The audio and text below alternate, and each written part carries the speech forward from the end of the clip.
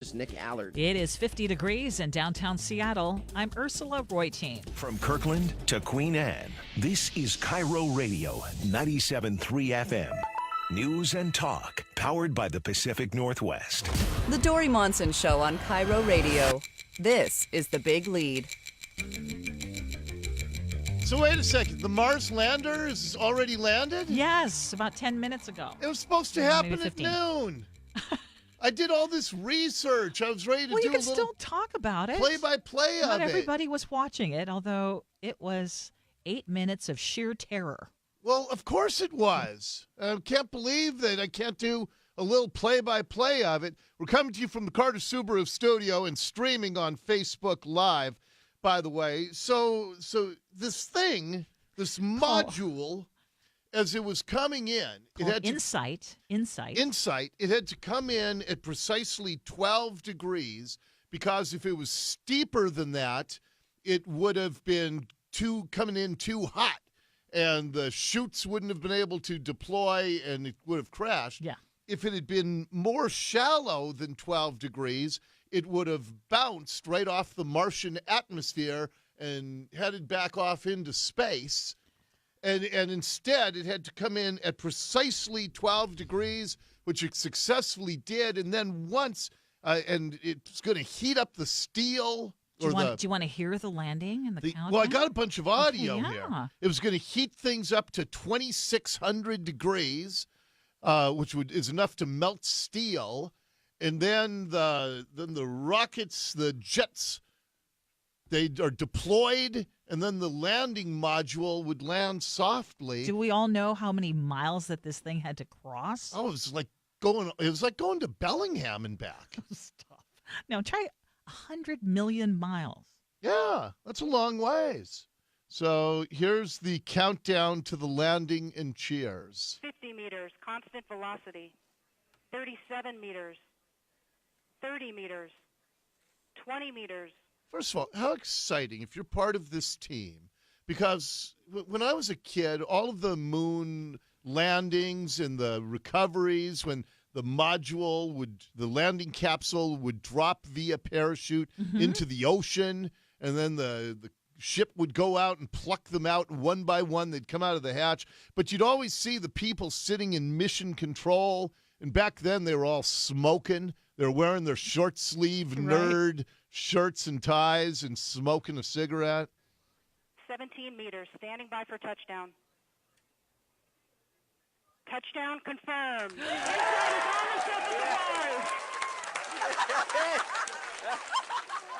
So just to be part of a team like that, and this is 6 months. This was a 6-month journey. And it was also the space program was one of the first examples of what you can achieve through nationwide goal setting.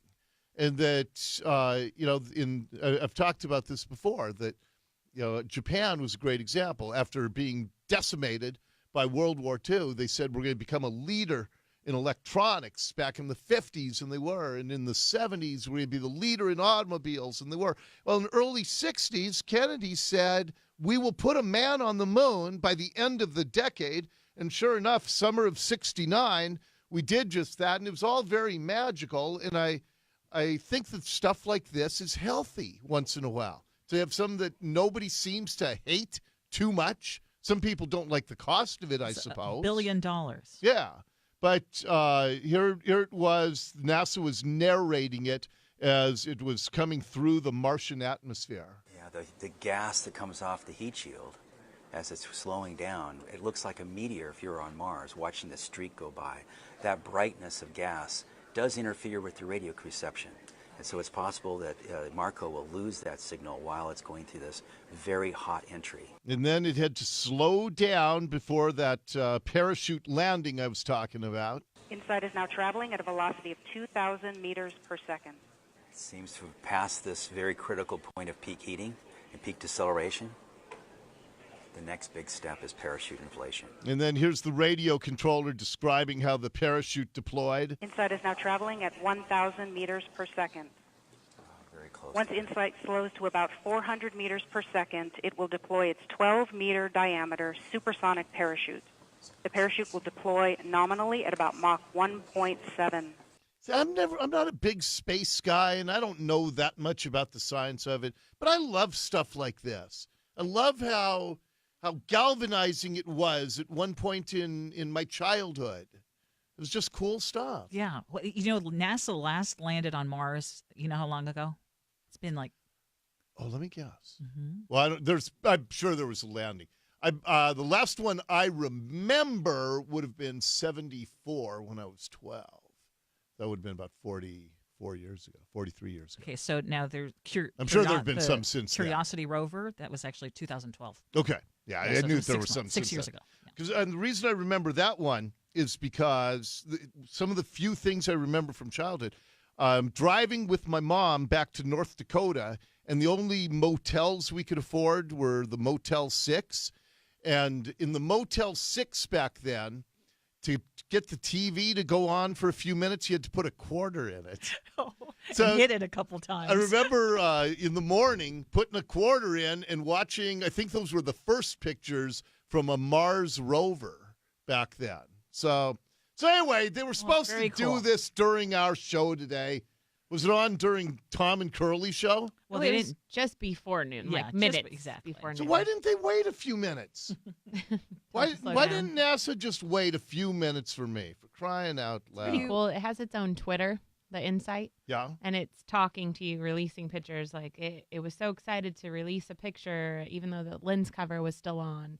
And they released that picture. And so anyway, you can keep an eye on Insight on Twitter. Okay. So since you did the research, though, so what are they trying to do with Insight? I mean, so what's the point of this mission? It has a drill. They're going to drill deeper down into the surface of Mars than previous probes. And so they're going to be able to get some soil or some, planetary core drillings that will give them a better idea of the exact makeup of the planet. So if we could live there one day. Yeah. Yeah, but is that living? I was going to say, if you had a chance to go to Mars, would you? Yeah. So far, they say not many signs of rocks, which is a good sign for them, I guess. Okay. All right. Very cool. cool. We'll keep an eye on it. Keeping an eye on it. What do Mars and Seattle have in common? Neither has an NBA team. Bet you didn't know that.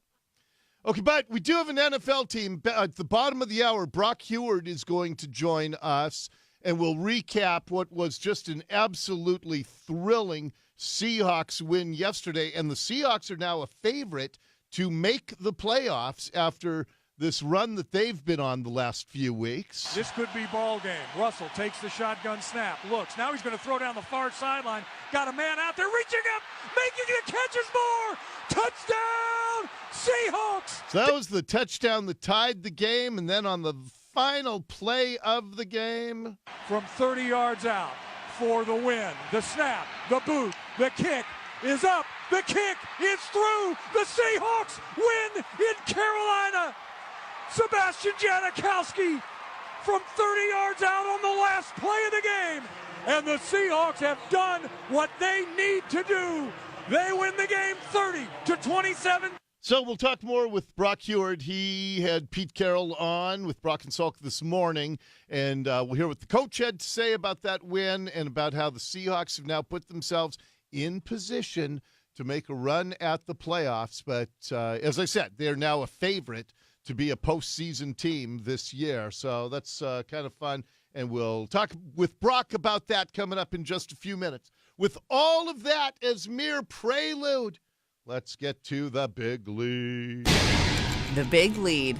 Top story. So one reason we may have to get to Mars is because, according to a government study that was released this Thanksgiving weekend, we have global warming Armageddon upon us.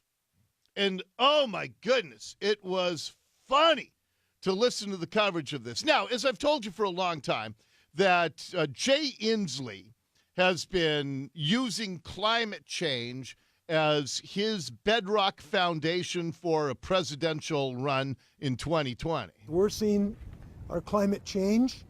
Climate change is ravaging our forests. The combination of beetle kill and drought and higher temperatures has made our fires, frankly, just bombs waiting to go off. Okay, and Inslee described it as? So we are seeing in real time a slow motion disaster movie that we are now living through that is not hypothetical, and we have a climate denier in the White House. Okay, and he always tosses out that phrase, climate denier. I'm not a climate denier. I believe there is climate. I do not think that Jay Inslee or the so-called scientists, I don't think they have any clue what man's role is in the climate evolution because, as we've talked about a million times, it used to be global warming, and then things stopped warming. So they had to switch to climate change and all of that.